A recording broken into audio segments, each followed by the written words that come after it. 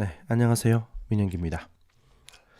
어, 저는 제 소개를 조금 해야 할 것 같아서 이야기를 어떻게 할까 하다가 첫 화면으로 블로그를 띄워놨습니다.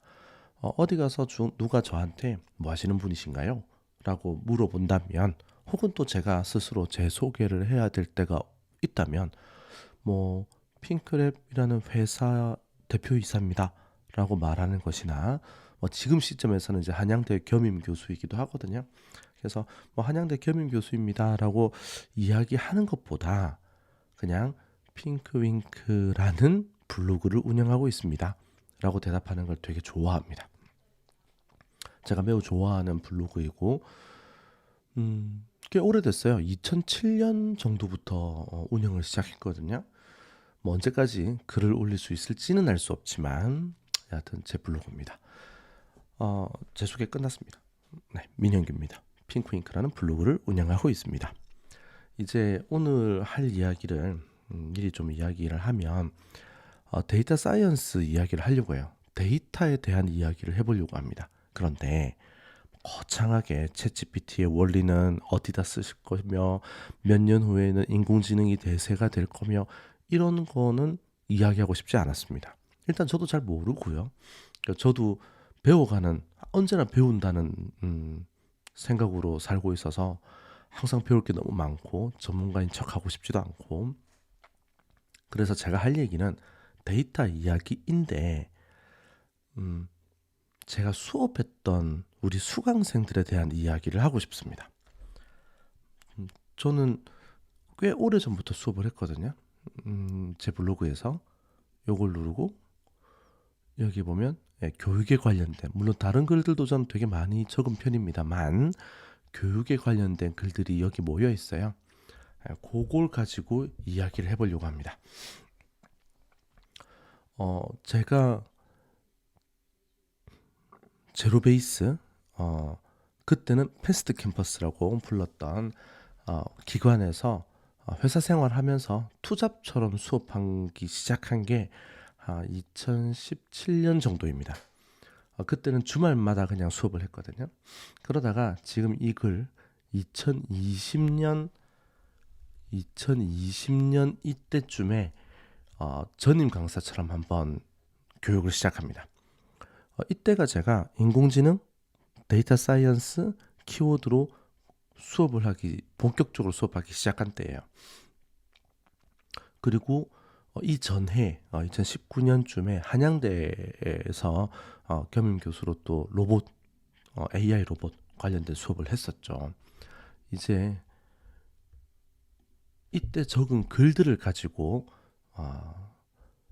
소개를 해볼까 합니다. 뭘 소개하냐면 수강생들을 소개할까 합니다. 왜 그걸 소개하느냐? 누군가가 처음 데이터 사이언스, 파이썬, 딥러닝 이런 키워드로 공부를 시작했다면 그래서 지금 막막한 상태라면 어쩌면 여러분들처럼 그러면 여러분들처럼 몇 개월 정도 공부한 사람들은 어떤 성과가 나왔을까를 소개하고 싶은 거예요. 어쩌면 여러분보다 두 해, 세 해 정도 선배들이 똑같이 고민하면서 저와 함께 몇 개월을 수업한 사람들은 어떤 성과를 당시에 냈을까입니다. 이제 요거는 이제 수업 커리큘럼에 대한 이야기들을 제가 소개를 하고 있고요. 그다음에 이제 본격적입니다. 이때는 과정이 어땠냐면 6개월 과정이었어요. 6개월 과정이고 6개월 동안 딥러닝과 머신러닝 그리고 크롤링 뭐 이런 것들을 배우는 거죠. 파이썬 키워드로 배운 다음에 마지막 파이널 프로젝트를 하는 겁니다. 그러니까 실제로는 이제 5개월을 공부를 해요. 5개월을 공부하고 마지막 한 달을 파이널 프로젝트를 하는 거죠. 네. 자, 이 팀은 제가 지금 소개하는 이 팀이 지금 2020년에 제가 소개한 글을 적은 팀이에요. 이 팀은 요 사이트에 대해서 크롤링을 한 다음에 화장품을 추천하겠다, 감성 분석도 하겠다라는 목표를 가지고 있었던 팀입니다. 보면 먼저 여기 데이터를 수집하는 거죠. 데이터 수집하는 되게 오래 걸렸어요. 예, 보통 우리가 크롤링을 처음 배우면 사이트들이 좀 만만해 보이거든요. 근데 실제로 이제 크롤링을 시작해 보면 만만한 사이트는 없습니다. 예, 엄청 고생들 했어요. 그리고 그 데이터를 가지고 분석을 하고 그 다음에 감성 분석 시작하고 그 다음에 추천 시스템도 한번 구축해 보겠다는 열망을 가진 팀이었죠. 그래서 데이터 크롤링 하고요. 그 다음에 추천 시스템은 협업 필터링을 구성을 했습니다. 그래서 꽤 괜찮은 뭐 이렇게 이게 사이트에서 어떤 상품을 추천한다는 게 쉬운 일은 아닌데 그래도 괜찮은 작업이었던 것 같아요. 그 다음에 이때 또 한 팀은 카카오 아레나의 플레이리스트라는 데이터가 있습니다. 그래서 그 데이터를 가지고 추천을 한번 만들어 본 거죠. 물론 이 친구들이 파이널 프로젝트를 할 때는 대회는 끝났습니다. 근데 데이터는 남아 있었던 거죠. 요 데이터입니다. 그래서 노래와 태그들, 뭐 장르 이런 것들을 이제 정리하는 거죠. 정리해서 추천 시스템을 한번 만들어 보겠다였습니다. 제일 인상 깊었던 팀 중에 한 팀입니다. 한동안 머릿속에서 계속 맴돌았던 팀이기도 합니다. 이분들 지금 어떻게 살고 있나 모르겠네요. 책 읽는 성향에 맞춰서 여행지를 추천하겠다입니다. 네, 이분들 자기 그린 거예요. 네. 아이디어는 이런 거예요. 그러니까 누가 책을 좋아하는 책이 있을 거잖아요. 뭐 베르나르의 베르베르라든지 뭐 그리스 신화라든지 이런 책을 딱 들고 있으면 그 책의 느낌과 매우 유사한 여행지를 추천하는 거예요. 그래서 책을 읽은 독자에게 여행지를 뭐 그가 여행지를 가기를 기대하는 게 아닙니다. 상상해 보라는 거죠. 네, 그래서 이런 겁니다. 뭐 우리가 교보문고를 어떻게 할 수는 없지만 여튼 상상은 교보문고에서 내가 이걸 딱 클릭하면 요 어딘가에 이 책과 함께 이런 여행지 어떠세요?라고 추천하는 거예요. 괜찮겠죠. 그래서 이건 정답이 없습니다. 그러니까 이분들이 만든 결과가 좋은 것이다, 나쁜 것이다 이렇게 뭐 얘기할 수는 없어요. 하지만 이런 시도를 배우는 단계에서 해본다는 건 참 좋은 일이라고 생각을 했습니다. 당시에는. 그래서 이분들도 이제 그래도 학습이라는 걸 해야 하니까 그것도 지도학습도 해야 되고 지도학습을 하려고 하다 보니 정답을 매겨놔야 한단 말이죠. 그래서 여기 적어놨죠. 라벨 붙이는 과정. 왜냐하면 이게 카카오 아레나나 케이글 데이터나 AI 허브 같은 데서 데이터를 구하면 누가 정답을 알려준다고요. 라벨이 붙어있단 말이에요. 그럼 그걸 가지고 그냥 학습을 진행하면 되거든요. 뭐 전처리 좀 하고 분석하고. 근데 이 사람들의 목표는 책을 가지고 여행지를 추천하겠다고 되니까 아무도 그런 라벨을 붙여놓은 게 없습니다. 자기들이 다 해야 되는 거죠. 자기들이. 그래서 고민이 진짜 많았던 거예요. 자기들이 하고 있는 매기고 있는 정답이 진짜 정답이냐? 우리 어떻게 해야 되지? 이런 고민들을 엄청 했던 거죠. 그러니까 오롯이 집중했다. 그렇게 표현할 수 있습니다. 그래서 이제 결과를 보면 되게 재밌어요. 이렇습니다. 이상한 날의 앨리스, 요거를 딱 들었다라고 하면 갑자기 이제 모델 학습의 결과예요. 이제 성과를 보는 거죠. 그럼 이제 요런 여행지, 요런 여행지, 요런 걸 추천하는 거죠. 왠지 어울리지 않나요? 감성적으로 이게 이게 뭐야? 뭐 이렇게 말할 수는 없는 거니까 잘 했죠. 딱 5개월 이 팀원들 중에 파이썬을 그 전에 배운 분들은 있었던 걸로 기억이 납니다. 하지만 머신러닝, 딥러닝 추천 즉 데이터 사이언스를 이 팀원들이 모두 처음이었던 걸로 저는 기억을 하고 있거든요. 그들이 해놓은 업적인 거죠. 아마 지금도 열심히 어느 분야에서 두각을 나타내면서 지내고들 있지 않을까 생각을 합니다. 이런 이야기를 이번 영상에서 많이 하고 싶은 거예요. 이 영상이 1시간쯤 갈지도 몰라요. 그런데 거창하게 샘 알트만이 잘린 지 5일 만에 복귀를 했다더라. 챗GPT가 이제 곧 뭐 엄청 나다더라. 뭐 생성 AI로 아이돌 그룹을 만들었다더라. 이런 이야기 말고요. 이런 이야기 말고 저는 여러분들이 할 수 있을 것 같은 이야기를 하고 싶은 거예요. 그래서 이제 시작을 해보는 거예요. 그 다음에 또 이 친구들은 이때 이 팀원들 중에는 이런 것도 있었습니다. 비슷한 그림체의 웹툰 찾아보기인 거예요. 그러니까 작가들이 그림체가 다들 자기만의 그림체가 있잖아요. 자기만의 그림체. 그래서 그 그림체를 찾아보는 거죠. 역시 크롤링 하느라 고생 진짜 많이 했어요, 이 팀도. 그래서 그림을 탁 주면 와 이런 유사 그림체들이 있어요라고 알려주는 거죠. 그러니까 뭐 저는 웹툰을 안 봐서 잘 모르겠는데 뭐 웹툰 좋아하는 분들은 또 자기가 좋아하는 선호하는 그림체가 있겠죠. 그러면 내가 좋아하는 그림체가 이건데 이거랑 유사한 거 좀 찾아줘. 이렇게 가는 걸 추천하고 싶었던 거예요. 그러니까 이야기 뭐 이런 걸 추천하는 게 장르 이런 게 아니라 그냥 유사한 그림체를 찾고 싶었다입니다. 이 기수분들을 부터 제가 소개를 시작했어요. 제 블로그에. 그러니까 수업을 이때부터 시작한 건 아닙니다. 말씀드렸지만 수업은 2016년부터 시작했거든요. 투잡이긴 했지만 주말에 데이터 사이언스 관련된 강의 경력이 2016년부터니까 저도 꽤 오래됐네요.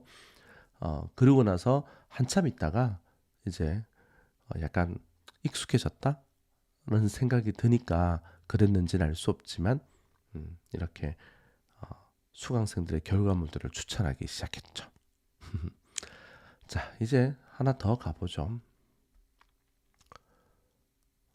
이번에는 요거 이야기해 볼까요? 네, 이분들도 좀 특이합니다. 이분들은 뭘 했냐면 마키아벨리즘 성향 분석이라는 데이터가 있어요. 그걸 가지고 마키아벨리즘적으로 어떤 성향을 가진 사람은 투표를 할 건가 말 건가 이걸 한번 예측을 해보려고 했던 거죠. 그래서 마키아벨리즘 성향 테스트 결과를 가지고 국가적 선거, 뭐 국회의원 선거, 대통령 선거 이런데 참여를 할 거냐 말 거냐 이걸 한번 보는 거예요. 데이터가 엄청 화려하거나 그러진 않았는데 이 프로젝트를 수행하는 친구들이 워낙 재밌게 수업을 했습니다. 그 프로젝트를 진행했습니다. 네, 데이터는 본인들이 직접 수집한 건 아니에요. 공공 데이터로 이제 배치되어 있던 거고요. 그래서 마키아벨리즘 성향이라는 것부터 약간 인문학적이죠, 그죠? 마키아벨리즘 성향이라는 것도 분석해보고 그 다음에 마키아벨리즘이라는 성향이 강하다는 것은 계산적이다. 그 다음에 뭐 정확하다, 냉정하다, 뭐 이런 느낌이 있잖아요. 그러니까 이런 사람들은 그러니까 냉정할수록 논리적일수록 투표를 하느냐 하지 않느냐 이런 연관관계가 있는지 보려고 한 거죠.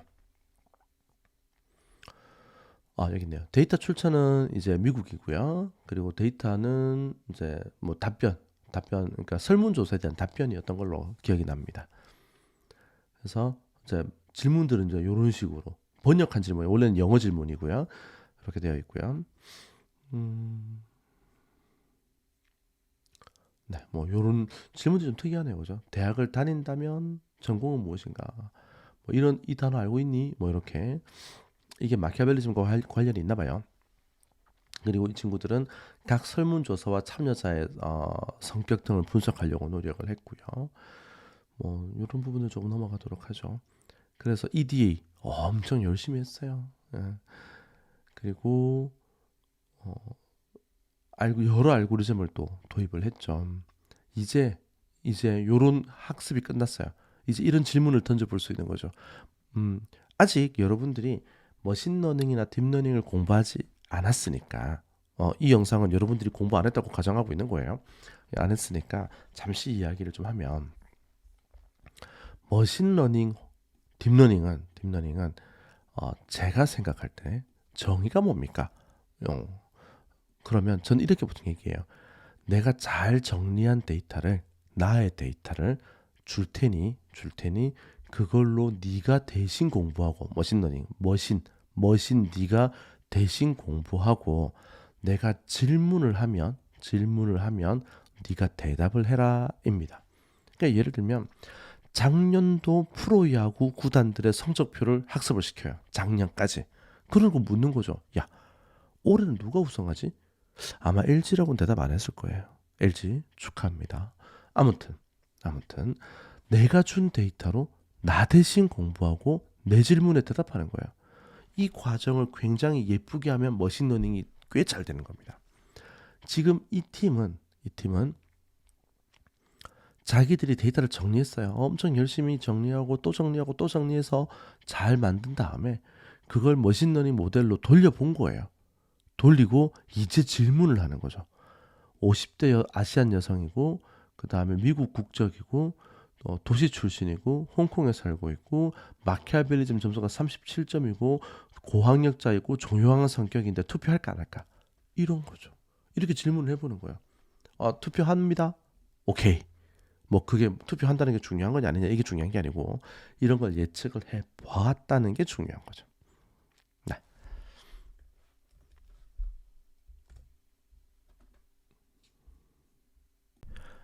현재 저는 여러분들에게 머신러닝과 딥러닝을 아직은 본격적으로 공부하지 않은 아직은 이걸 어디다 써먹지? 를 고민하고 있는 단계라고 가정한 여러분들에게 어떤 여러분들보다 먼저 공부한 그게 선배죠. 여러분들보다 먼저 공부한 분들 중에서 저와 함께 수업을 하고 제가 어떤 프로젝트를 가이드하거나 응원했던 분들의 사례를 소개하고 있습니다. 이번에는 이 팀입니다. 요 데이터는 조금 특이합니다. 요 데이터는 이게 이제 TV에 나왔던 장면 중에 하나예요. 죽을 용기로 일하실 분. 이게 어떤 거냐면 가피공모라는 겁니다. 네, 가해자와 피해자가 공모하는 거예요. 네, 가피공모입니다. 이게 이제 뭐냐면 보험 사기입니다. 자동차 보험 사기예요. 그러니까 자동차를 타고 있는 어떤 사람이 일부러 사람을 치는 거죠. 팡 하고 치는 거죠. 안 아플 순 없죠. 그러니까 적당히 견딜 수 있을 만큼 안 아프게. 그러면 이 가해자는 사실 그 자동차 보험은 가해자가 돈을 많이 안 내요.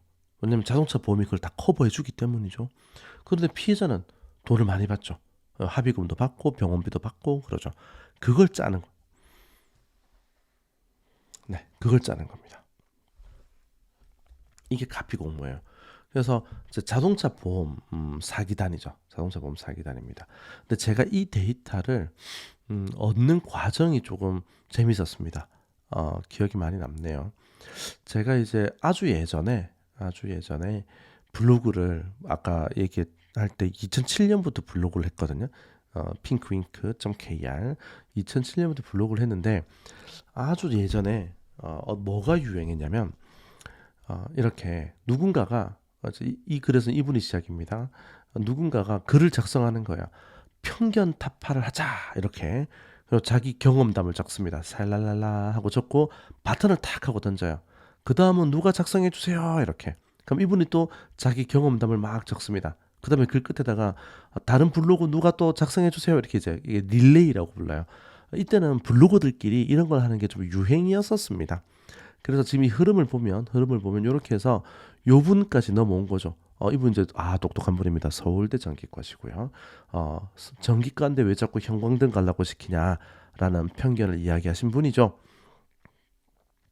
근데 이분이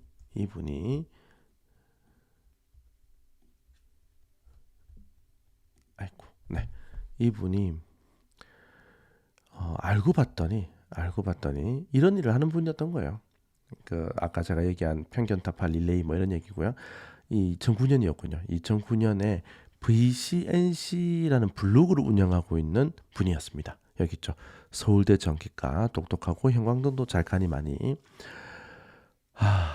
이분이 나중에 타다와 소카를 운영하는 분이었던 거예요.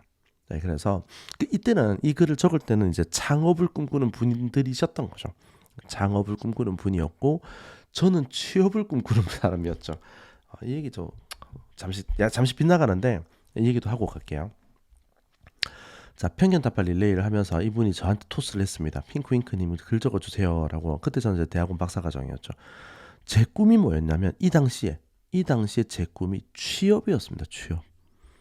나 어떻게 하면 취업할 수 있지? 이게 제 꿈이었던 거죠. 근데 저한테 이걸 던지신 VCNC 분, 네, VCNC 이분들은 꿈이 뭐였냐면 창업이 꿈이었어요. 창업이. 솔직히 아주 솔직히 저는 그때 이분들은 서울대생인데 왜 저런 위험한 걸 하려 그래? 대기업에 가면 연봉 빵빵하게 받을 텐데라고 생각을 했죠. 근데 그리고 깜빡 잊었어요. 까맣게 잊어버리고 있었습니다. 뭐 하는 분들인지도 잊어먹었고 저는 저대로 바빴으니까 뭐 그런가 보다 잘 살았죠. 이렇게 이제 당시에 아이고 네 잠시 화면이 고르지 못했습니다. 당시에 이렇게 댓글도 주고받고 서로 그러고 놀았단 말이죠. 그랬는데 이 그분들은 그 후에 비트윈이라는 서비스를 만들었고 지금은 좀 뭐 이상하게 결론이 났지만 타다라는 서비스도 만들고 놀랍게도 소카도 만들었던. 그러니까 이분들이 소카를 창업한 거예요. 그래서 제가 요즘에 드는 생각이 이때 처음으로 이제 이분들이 뭐 하는지 모르고 있다가 한 10년쯤 지나서 이분들의 소식을 접하게 된 거예요. 이분들의 소식을 접한 것도 되게 우연이었습니다. 한 2019년, 18년 이때 제가 주말마다 투잡으로 패스트 캠퍼스 강남역 근처에 있는 패스트 캠퍼스에서 주말마다 수업하고 있었는데 데이터 사이언스 제 수업을 듣던 한 여자분이 블로그에는 이 내용 있잖아요. 이거 우리 팀장님인데요? 라고 말을 해준 거예요. 저한테. 그래서 다시 만났습니다. 실제로 만난 게 처음이었죠. 그전에 블로그로만 얘기했으니까. 그때 알았어요. 그때 문득 든 생각이 이 글을 주고받은 게 2009년이고 내가 그분들을 다시 만난 게 2019년. 10년이죠. 10년. 10년. 이 10년이 어마어마하구나. 취업을 꿈꾸던 나와 창업을 꿈꾸던 그들 사이의 간격이 10년쯤 흘러가면 이런 간격일까? 꿈을 이루려고 노력한 10년이 이런 간격을 만들어내는 걸까? 라는 생각을 좀 했어요. 꿈의 크기가 10년 후에 가속이 붙으면 얼마나 커지는 걸까? 이런 고민도 조금 했죠. 뭐 그렇다고 저는 뭐 자기를 비하하겠다 뭐 이런 얘기는 아닙니다. 자, 아무튼 그 얘기예요. 이분들은 소카를 만들었고요. 그래서 그 인연으로 다시 만났을 때 2019년이죠. 다시 만났을 때 그 소카의 김상우 VC라는 분이 알고 봤더니 데이터 그룹장이 되셨더라고요. 그래서 저한테 선물을 하나 주셨어요. 어떤 선물이냐면 소카에서 수집하고 있는 내부 데이터인데 보험 사기 데이터였던 거예요. 그러니까 경찰에서 이건 사기다라고 판정을 내린 데이터입니다. 얼마나 정확한 정답입니까? 그 데이터를 받은 거예요, 우리가. 그래서 그때 제가 받자마자 당시 수업하고 있던 우리 수강생에게 공유를 했죠. 그리고 그들이 이렇게 성과를 낸 겁니다. 이 금융 쪽 사기 데이터는 언밸런스가 굉장히 심해요. 뭐냐면 1 데이터, 그러니까 사기죠. 1 데이터가 뭐 0.1%, 나머지 99.9%는 0, 정상 데이터. 이런 식으로 임밸런스한 거예요. 그러니까 매우 분석하기가 어렵죠. 왜냐하면 이거 그냥 지도학습으로 돌리면 모조리 정상이다, 0이다라고 예측해도 어큐러시가 99.9%가 나오는 거거든요. 그러니까 학습시키기가 쉽지가 않죠. 그래서 이 성과를 잘 냈다, 이 친구들이.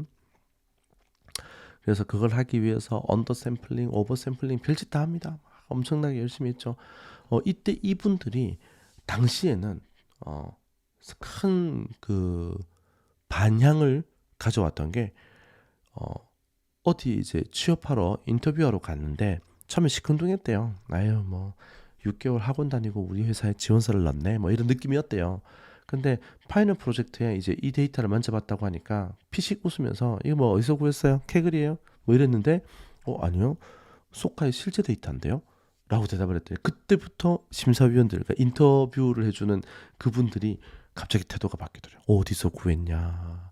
스토리가 있잖아요. 이 데이터에 대한 스토리 얘기해주고, 우와 데이터 어땠냐. 뭐 괜찮아. 왜냐면 우리가 이제 그래도 아무리 선물로 받은 데이터라도 보안각서를 썼기 때문에 데이터를 공유하거나 데이터의 흔적을 알 수 있는 내용을 공유하진 않았거든요. 어, 보안의 문제고 데이터를 준 분들에 대한 예의죠. 그래서 이제 이분들이 취업하면서 엄청 도움을 많이 받았습니다. 그러니까 이 데이터에 대한 도움이죠. 이분들입니다. 기억 속에 남는 분들이네요. 그리고 이제 요 분들이 있습니다. 네. 이때가 2020년이니까 딱 그거네요. 코로나죠. 네, 코로나 시국이었습니다. 자, 이 코로나 시국에 제가 어떤 제안을 하나 받았습니다. 이분들도 또 좀 인연이 있는데 제 첫 회사가 여러분들은 이제 데이터 사이언스 하시니까 잘 모르실 수 있는데 디바이스 마트라고 하는 마트였습니다. 네, 디바이스 마트, 네, 마트. 네, 우리나라에서 전기전자 부품을 사고 파는 온라인 쇼핑몰 중에서 1위예요. 제가 여기서 제 첫 사회 생활을 시작했고 4년 동안 했고 이곳에서 연구소장을 4년 동안 했었습니다. 제가 일할 당시에는 매출이 좀 작았어요. 100한 2, 30억, 100억에서 120억에서 150억 정도를 이렇게 왔다 갔다 하려고 하고 있었고 지금은 이제 매출이 거의 한 600억 이렇게 넘어가는 걸로 얼핏 전해 들었습니다. 아무튼 이때 제가 이제 한 회사의 연구소장을 하고 있을 때 저한테 찾아와서 제어 개념이 뭐니, 뭐 동력학 방정식이 뭐니, 데이터를 시각화한다는 것은 어떤 것이나, 파이썬은 뭐냐, 이런 걸 한참 저한테 배워가시기도 하고 저랑 대화도 하시기도 했던 한 작은 회사의 대표님이 계셨어요.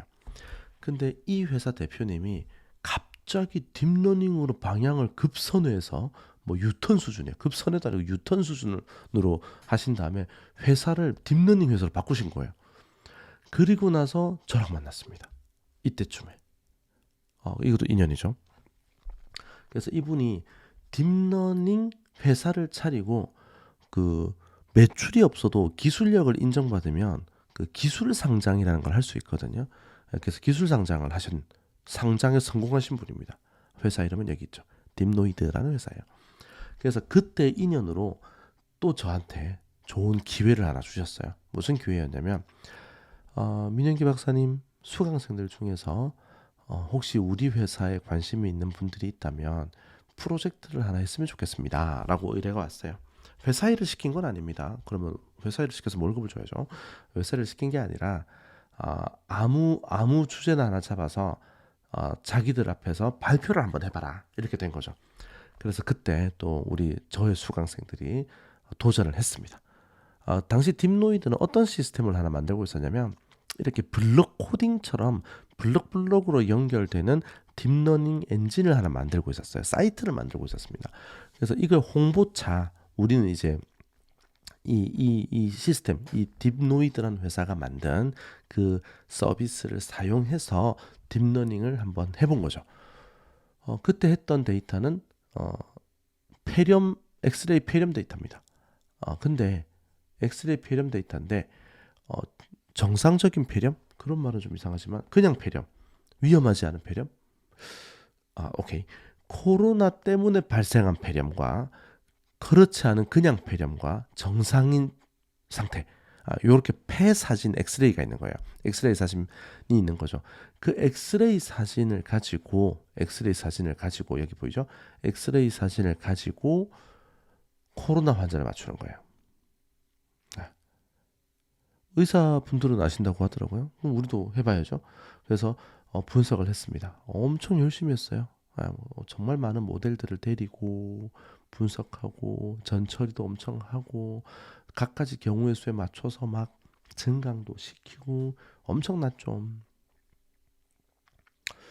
그러고 나서 발표를 했어요. 이런 절차들이 수행하는 친구들은 되게 고생을 하지만 듣는 사람들은 관심이 있으면 재미있거든요. 그래서 이제 듣고 성능이 어땠고 우리가 이를 조금이라도 향상시키기 위해서 뭘 했고 막 난리를 피웠겠죠, 친구들이. 그리고 난 다음에 이 회사 분들이 이 친구의 결과들이 마음에 드셨던 거예요. 취업했습니다. 통으로. 팀이 통으로 취업을 했어요. 나중에 또 얘기하겠지만 한 팀이 더 또 같은 케이스로 도전을 했고 또 성공했습니다. 여하튼 저한테는 좀 소중한 인연이죠. 어떻게 하다 보니까 어, 좀 소원해져서 연락을 그렇게 막 많이 주고받진 않지만 어, 이 글을 제가 블로그에 적었을 정도로 저한테는 큰 자랑이었습니다. 지금은 또 몇 년이 지났잖아요. 지금은 또 각자들 원하는 분야에서 또 열심히들 일하고들 있습니다. 네. 음, 까먹으셨을까봐 또 한 번 더 상기시켜드리면 현재 저는 여러분들에게 여러분들이 할 수 있을 것 같은 일을 몇 년 전에 먼저 한 처음 딥러닝, 머신러닝, 데이터 사이언스를 배우고 몇 개월쯤 있다가 수행한 프로젝트들, 즉 여러분들도 할 수 있을 것 같은 그런 데이터 이야기를 하고 있는 중입니다. 이번에 소개해드릴 수강생 프로젝트는 CCTV 속 사람을 추적하겠다라는 컨셉을 가지고 있습니다. 2021년에 제가 글을 작성했네요. 이 데이터는 좀 특이했어요. 뭐냐면 제가 아주 예전에 뭐 그래봐야 2021년, 22년 한 2019년쯤이었던 것 같네요. 여기는 휴스턴 보이시죠? 휴스턴으로 출장을 간 적이 있습니다. 그때 이제 회사원이었을 때 출장 가는데 이때 되게 바빴어요. 그 출장 직전부터 해가지고 그래서 거의 야근하다가 말고 다음날 아침에 먼 거리 15시간이나 되는 먼 거리를 이제 가야 했었는데 또 직항이 없어가지고 휴스턴까지는 뭐 표기는 이렇게 돼 있지만 일본 들렀다가 이렇게 이제 갔어야 했던 거죠. 근데 이제 출장 가기 전날에 여기 있네요. 출장 가기 전날에 갑자기 중국 회사 한 군데서 연락이 왔습니다. 메일이 왔죠. 정확하게 메일이 와서 자기들이 데이터를 수집하거나 라벨링을 하는 회사인데 우리 회사 데이터 좀 써볼래? 하고 그냥 데이터를 그냥 줬어요, 저한테. 그래서 제가 너무 바빠서 그때 뭐 출장 가고 뭐 이래가지고 또 여기서 시차 적응도 못하고 막 일만 하다가 돌아왔거든요. 그래서 한동안 이 회사한테 연락을 안 하고 있다가 문득 메일 하면서 그 메일을 다시 본 거예요. 그래가지고 이거 내가 써도 되냐? 된대요. 이렇게 좋은 데이터를 내가? 하고 고맙게도 받았던 데이터입니다. 그래서 이제 당시 제가 수업하던 친구들에게 내가 이런 데이터가 꽁으로 생겼는데 써볼래? 라고 해서 몇몇 팀들이 지원을 해서 제가 이제 나눠주게 되었죠. 이 데이터는 중국에서 들어온 어느 큰 백화점? 쇼핑몰 같아요. 큰 쇼핑몰의 CCTV 데이터입니다. 그 CCTV 데이터 중에는 이런 게 있는 거죠. 이제 그 쇼핑몰의 정문을 통과하는 위치에 있는 CCTV 데이터에서 예를 들면 이분을 찾았다. 그러면 이분이 이렇게 지나가는 동안 학습을 완료해야 돼요. 원래 컨셉이. 그래서 이 사람을 빠르게 학습한 다음에 곳곳에 있는 CCTV 영상에서 이 사람을 찾는 겁니다. 일단 학습하고요. 그러고 난 다음에 다른 영상, 이제 파일명이 바뀌었잖아요. 그러니까 다른 CCTV 영상에 그렇게 지나가면 여기 있다라고 이제 발견을 해야 되는 거죠. 또 이제 지나가면 여기 있다라고 발견을 해야 되고, 그러니까 아주 짧은 구간, CCTV 상에서 짧은 구간 동안 학습을 한 다음에 전 영역에서 이제 그 사람을 찾는 거죠. 뭐 감시하는 용도냐, 뭐 그럴 수도 있고, 또 미아 방지 차원일 수도 있고요. 여하튼 이때 필요했던 가장 큰 덕목은 여기 보이는 무려 5개밖에 없는 데이터에서 하나만 가지고 학습한 다음에 나머지들에서 해당 사람을 찾는 프로젝트입니다. 요 생각보다 빡셉니다. 네. 그래서 이제 뭐 라벨링도 하고요. 그다음에 이제 뭐 데이터 소개도 자기들 프로젝트에서는 해야 되니까요. 이 안타깝게도 이 친구들이 제가 이 블로그 글을 적을 때만 해도 유튜브에 자기들 성과를 올려놨었거든요. 근데 어느 순간 사라졌네요. 아쉽네요. 아무튼 네, 아무튼 그렇습니다. 요 데이터도 요 데이터와 요 프로젝트도 제 머릿속에서는 꽤 좋은 기억으로 남아 있습니다. 이제 또 하나 다른 프로젝트 하나 보여드릴게요. 역시 이 친구들도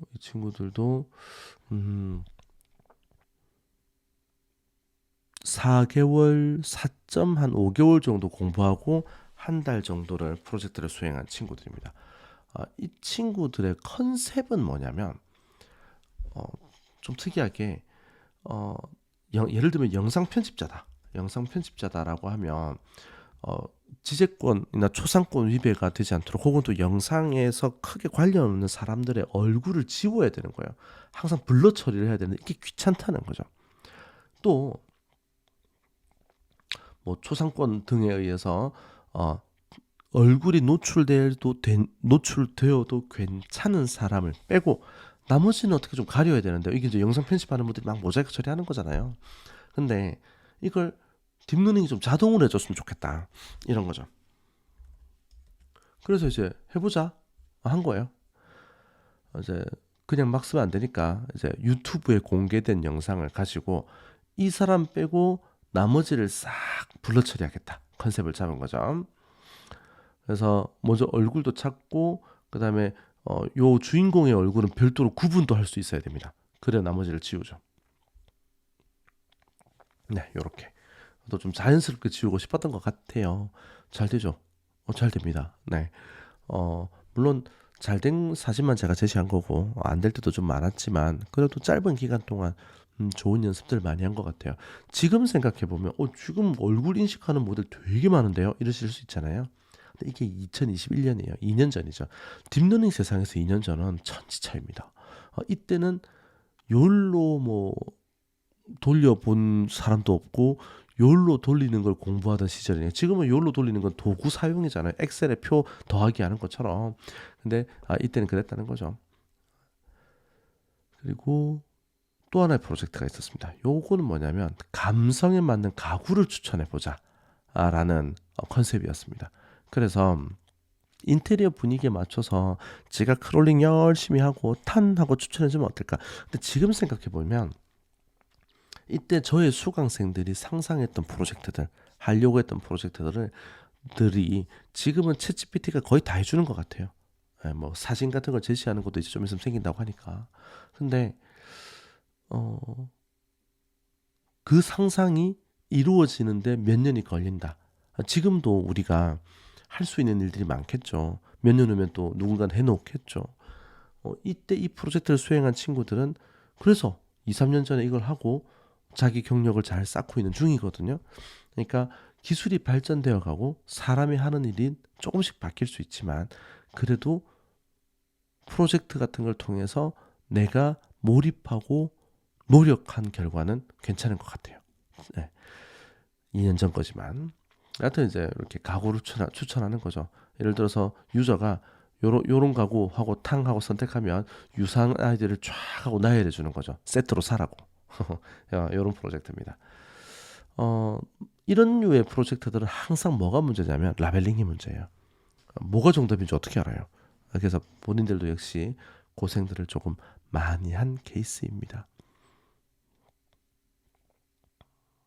네. 요거는 기억나시죠? 방금 전에 제가 소개했던 그 프로젝트, 그 사진.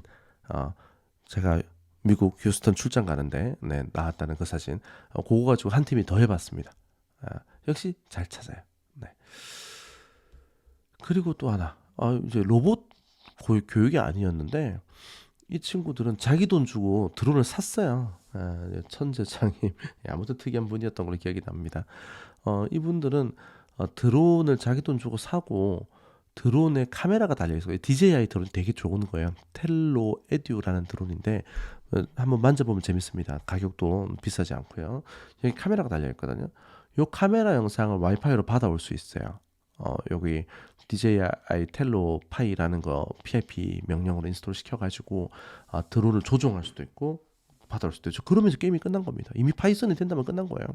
그래서 영상 받아와서 그 영상으로 사람의 얼굴, 사람을 추정하고 사람의 얼굴을 추정하고 그 이제 이때는 코로나 때니까 마스크 썼는지 안 썼는지를 관찰하는 거죠. 예, 그래서 마스크 안 쓴 사람한테 가서 애옹 하고 경보를 울리는 뭐 그런 컨셉이었습니다. 지금 생각하면 좀 웃긴데 이때는 코로나 갓 시작했을 때라. 그리고 이 친구들이 또 하나 더 한 게 제스처 인식이었습니다. 그러니까 스탑 그러니까 손동작으로 드론을 움직이고 싶었던 거예요. 네, 그렇게 하려고 노력을 했던 겁니다. 재밌게들 프로젝트를 수행했던 팀이라고 역시 저는 기억을 하고 있습니다. 거기다가 이 친구들이 이제 그 경찰청에서 하는 공모전이 있었어요. 딱 이때 마침 요때 이 타이밍에. 그래서 지원을 했었죠. 성과는 상 모르겠습니다만은 네, 그랬습니다. 그 다음에 이제 또 한 팀을 소개를 해볼게요. 이 팀도 재미있는 팀이었습니다. 인원은 이제 2명이었는데 이 팀이 하고 싶었던 건 어떤 거냐면 길거리에서 사람의 동선을 추적하고 싶었던 거예요. 당시만 해도 이제 욜로를 가지고 사람의 동선을 추정하는 트래킹이라고 하거든요. 그 트래킹이 되는 모델이 있긴 했어요. 딥소트라고. 그래서 이제 이런 것도 이용을 해보는 거죠. 여하튼 하고 싶은 건 뭐냐면 요거는 여기 있네요. 뭐 카메라 고정 이런 얘기 나오죠. 이게 무슨 얘기냐면 당시 이제 수업하던 강의실입니다. 수업하던 강의실에 삼각대를 설치하고 길 바깥쪽을 찍은 거예요. 예, 찍어서 길 가는 행인들을 찍은 거죠. 얼굴들은 다 가려서 사용했기 때문에 괜찮습니다. 그래서 길 가는 행인들을 찍어서 여기 각도예요. 찍어서 이제 여기 사람이 있으면 이 사람을 놓치지 않고 그의 동선을 계속 따는 거야. 그래서 어디로 갔다. 이런 거를 이제 계속 기록하고 싶었던 거죠. 그러니까 뭐 당장 이게 어디 쓰일 거냐 그런 건 그렇게 중요하다고 생각하지 않았습니다. 이 기술을 이 친구들이 확보했다. 자기들이 공부해서 할 수 있게 되었다. 이게 이제 중요한 거였던 거죠. 그래서 열심히들 했어요. 여기 이제 원근감도 살려야 했었고 그 다음에 사람들 사이의 인식도 되게 어려웠던 거죠. 이땐 동영상이 동작을 하나 보네요. 한번 볼게요. 네. 자, 어때요? 놓치는 사람도 있습니다. 놓치는 사람도 있는데 여기 보면 자 여기 안 놓치고 계속 잘 가고 있죠. 네. 이 친구도 안 놓치고 박스가 놓치지 않고 잘 가고 있습니다. 이제 요런 느낌이죠. 100%잘 됐냐? 그러진 않았죠. 하지만 당시 강사로서 제가 지켜봤을 때는 좋은 성과가 나왔었다라고 생각이 듭니다. 그 다음에 이제 또 이분들이 얘기를 안 할 수가 없죠. 제가 제로베이스에서 수업을 했다고 했잖아요. 저는 사실 지금은 정말 수업을 많이 합니다. 제로베이스의 전임 강사이면서 그래서 거기서 제로베이스에서는 딥러닝, 머신러닝 수업을 전담하고 그리고 분석 파트 수업도 좀 하고요. 그리고 한양대에서 또 역시 또 데이터 관련 수업을 하고 있죠. 이제 한양대 서울에서 그리고 또 AI 로봇 주제로 가산동에서 수업을 하고 있고요. 그리고 또 광운대라고 노원구에 있죠. 거기서 또 AI 로봇 수업을 하고 있고요. 또 개포동에서 서울 로봇 아카데미라고 있습니다. 거기에서도 AI 로봇을 주제로 또 강의를 하고 있어요. 전 정말 제가 공부한 걸 잘 정리해서 전달하는 것 그리고 나의 전달을 들은 친구들이 응용해서 뭔가 작품을 내놓는 것. 여기가 너무 기분이 좋아요. 이렇게 하는 게. 아무튼 자, 이번에는 알고 캠핑이라는 사이트까지 만들었습니다. 이 친구들은 대단한 사람들입니다. 알고 캠핑이랑 이 사이트는 뭐 정식 사이트 아니에요. 그 이제 본인들이 프로토타입으로 만든 거죠. 이건 뭐냐면 데이터 분석, 백엔드, 프론트엔드 다 모아놨어요. 자기들끼리 역할 분담을 한 거죠. 그리고 이런 거예요. 크롤링을 엄청 해서 캠핑장 정보들을 수집할 수 있는 데까지 수집을 한 거예요. 그리고 그렇게 수집된 캠핑장의 정보를 정리해서 유사한 캠핑장, 유저가 찾고 싶은 캠핑장을 보여주는 겁니다. 이런 식으로 정리해 주는 거죠.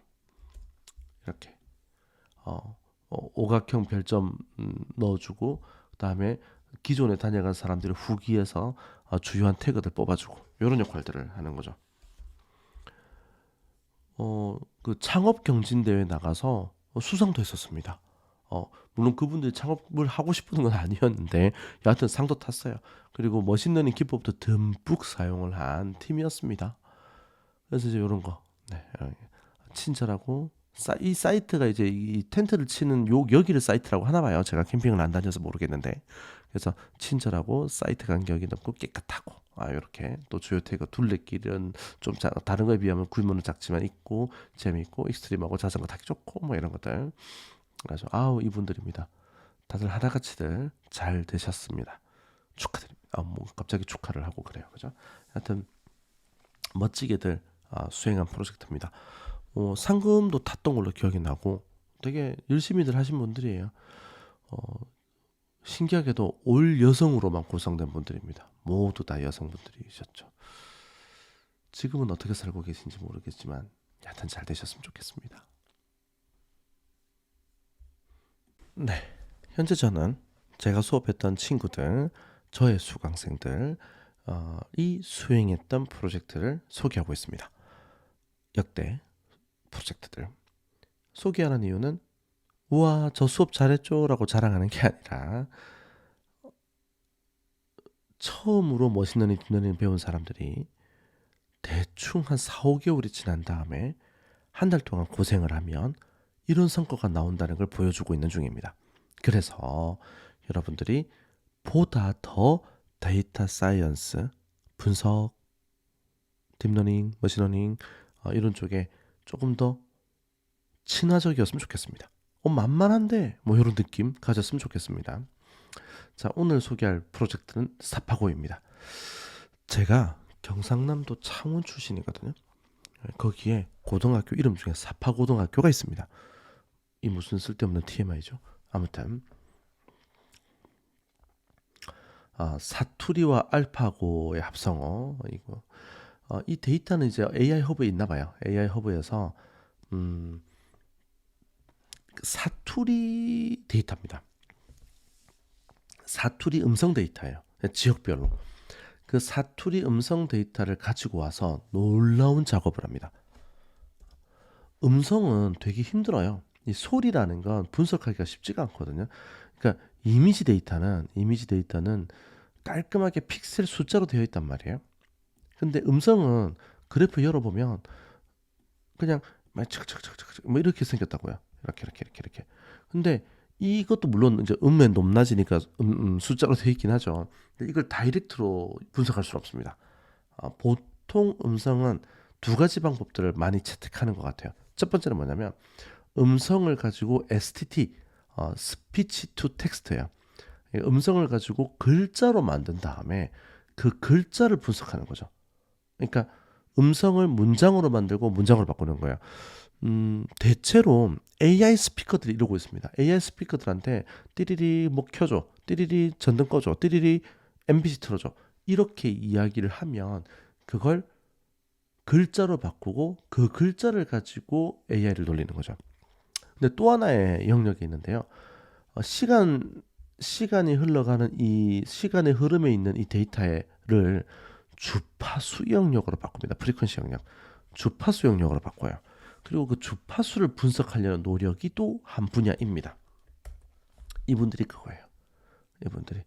왜냐면 STT는 한 가지 단점이 사투리가 나오는 걸 글자로 바꾸면 오타가 되게 심해져요. 그래서 사투리를 잘 번역 못하는 거죠. 이럴 때는 일단은 사투리냐 아니냐를 알아야 돼요. 사투리냐 아니냐. 이제 그걸 해보는 거죠. 그걸. 그래서 지금 여기 나오죠. 예, 음성 데이터를 가지고 뭐 어떤 과정을 거치고 그래서 수도권 뭐 이런 식으로 음성을 바꿨더니 지역별로 어떤 특성들이 눈에 잘 안 보이지만 그래도 뭔가 좀 특이한 점이 있긴 하더라 이런 것도 찾아낸 거죠. 그래서 시간의 흐름대로 나온 텍스트를 소리를 주파수 영역으로 바꿔서 경상도다, 전라도다 이걸 일단 맞추겠다는 거예요.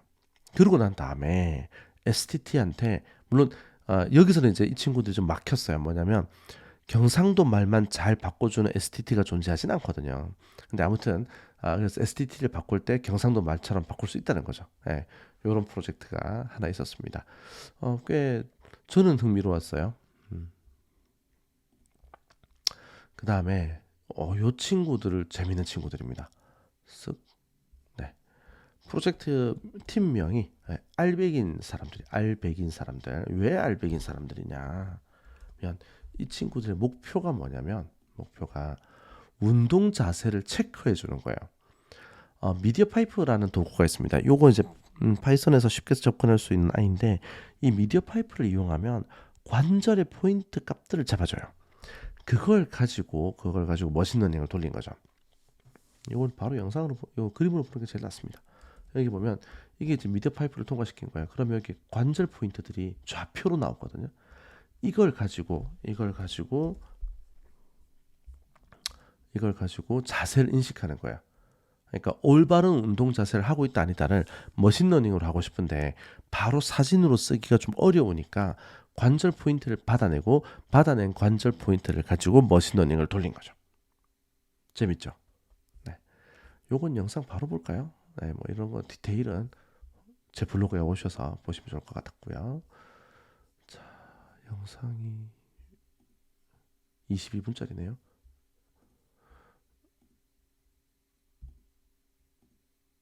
이 뒷부분에 가면 있을 겁니다. 시연 영상. 여기네. 네. 자, 여기에서 이제 나오죠. 자, 레디.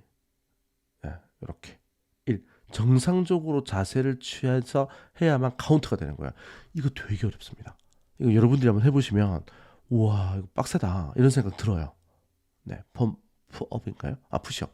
푸시업을 하면 이제 저렇게 되는 거죠. 똑바로 해야만 카운트가 돼요. 똑바로 해야만.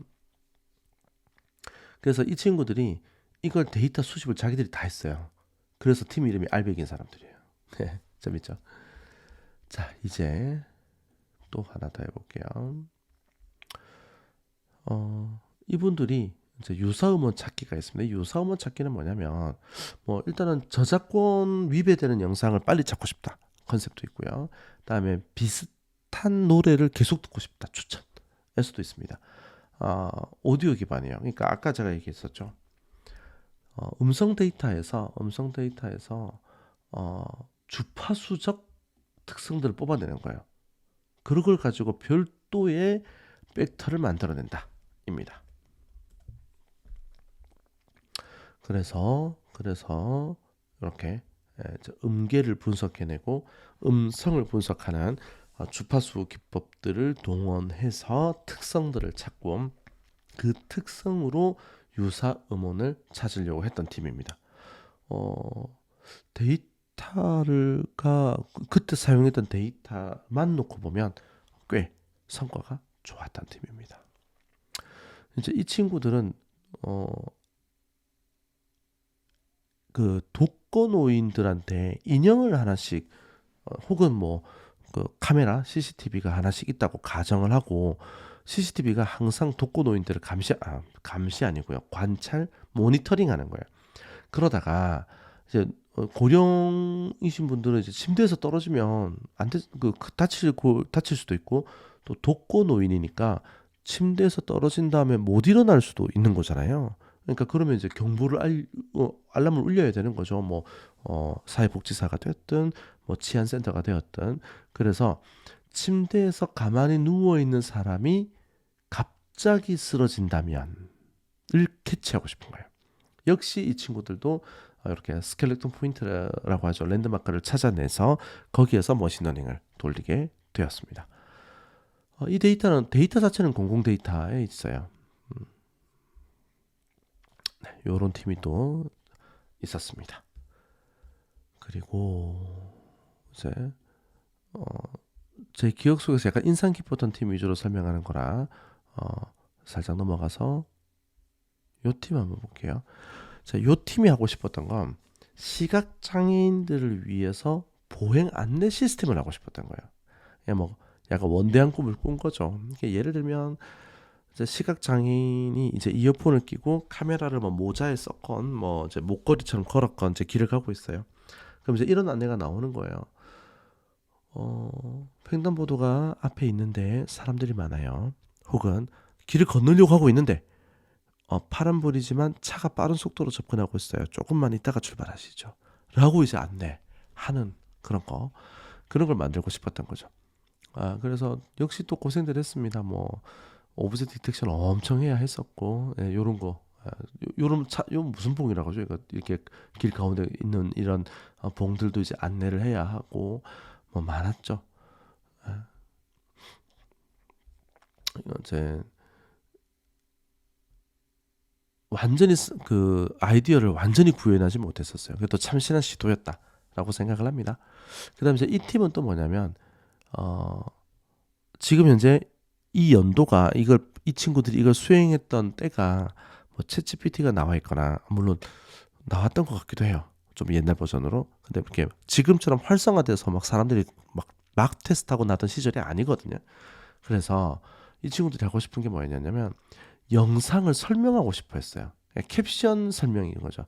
그러니까 아까 보행 안내 시스템과 유사한 건데 카메라에서 받아들인 영상을 말로 설명하는 거예요. 캡션. 지금 한번 보실래요? 빠르죠. 네, 이런 식으로 방금 글자는 아마 읽으셨을 거라 생각합니다. 네, 이렇게 요런 거 하나 하고 싶었다. 이 팀은. 네, 그리고 어느 정도는 재밌게 잘 됐어요. 이번에는 또 재미난 팀이죠. 이 팀은 조금 특이한 거 하나 더 했습니다. 뭐냐면 자기들 주변 지역을 크롤링해서 네이버나 카카오 크롤링해서 맛집 데이터를 수집했어요. 여기까지는 보통 많이들 하는 거죠. 맛집 데이터를 수집하는 건. 근데 수집한 맛집 데이터를 가지고 어떻게 한 거냐면 이렇게 카테고리 분류하고요. 그 다음에 뭐 맛집이라는 라벨을 만든 거예요. 이제 내가 있는 위치로부터의 거리, 그 다음에 리뷰 수, 그 다음에 리뷰한 사람들이 달아놓은 평점, 가격 등을 가지고 여기 맛집이다 딱 정했어요. 그러고 난 다음에 뭐 지들이 애썼다는 거 넘어가고요. 그러고 난 다음 이런 크롤링도 참 잘했던 것 같아요. 식당의 분포도 이런 거. 그리고 이제 주변 상권의 음식점들의 그 개수 이런 것도 좀 잘했고요. 근데 이 친구들이 실제로 하는 건 뭐냐면 슬랙이에요. 이게 이제 메신저로 슬랙을 많이 쓰는데 이 슬랙에는 누구나 슬랙 응용 봇을 만들 수 있습니다. 가이드를 따라가면 돼요. 슬랙 API라는 게 있거든요. 이 친구들은 이 프로젝트를 할 때 이 API를 처음 쓴 친구들이에요. 근데 자기들이 크롤링 결과를 가지고 플라스크로 간단하게 웹서버 만든 다음에 이제 슬랙에서 요런 걸 하는 거예요. 갑자기 이제 점심 먹어야 될 때거나 간식 먹어야 될 때 뭐 이런 적절한 타이밍에 오늘의 추천 메뉴입니다 하고 딱 안내해 주는 거죠. 재밌죠? 간단한 아이디어인데 잘한 것 같아요. 네, 그 다음에 요거는 이제 좀 다른 이야기인데요. 지금 제가 글 작성한 게 이제 2023년 6월 27일이네요. 얼마 전이네요. 여기 보시면 총 5팀. 요 5팀을 데리고 논문을 냈었습니다. 제 이름이 여기 있죠. 논문을 냈었어요. 논문 한번 써보고 싶었었습니다. 생각보다 많은 학생들이 도전해줘서 고마웠고요. 이제 이 친구들은 자율주행 쪽 주제. 그다음에 이 친구들은 이 지문자가 뭐냐면 수어예요, 수어. 근데 이제 수어가 몰랐는데 단어를 인식하는 게 있고요. 그 기역, 니은, 디귿, 니은 여기 초중 종성을 조합하는 게 있는데 그걸 지문자라고 합니다. 예, 그래서 수어를 인식하는 키보드예요. 카메라 딱 켜놓고 이제 그 수어를 딱 하면은 글자가 만들어져 가는 거죠. 그 다음에 이 친구들은 음성 감정 분석이라는 데이터가 있었어요. 이제 공공 데이터인데 이 데이터를 가지고 연습을 시켜봤더니 학습을 시켜봤더니 과적합에 퓨 하고 들어간 거예요. 그래서 이 과적합을 어떻게 해소할 건가? 요거를 이제 논문 주제로 잡았던. 그리고 이제 이 친구들은 운전자 부주의 행동, 뭐 졸음 뭐 이런 거예요. 이런 것들을 어떻게 할 건가? 그다음에 이제 이 친구들은 또 초중 종성 구조를 이제 가지고 OCR 인식 모델을 하나 만들었어요. 요것도 어떻게 좋은 연구 성과였죠. 그래서 요것들을 모아가지고 논문화 시켰던 적이 있습니다.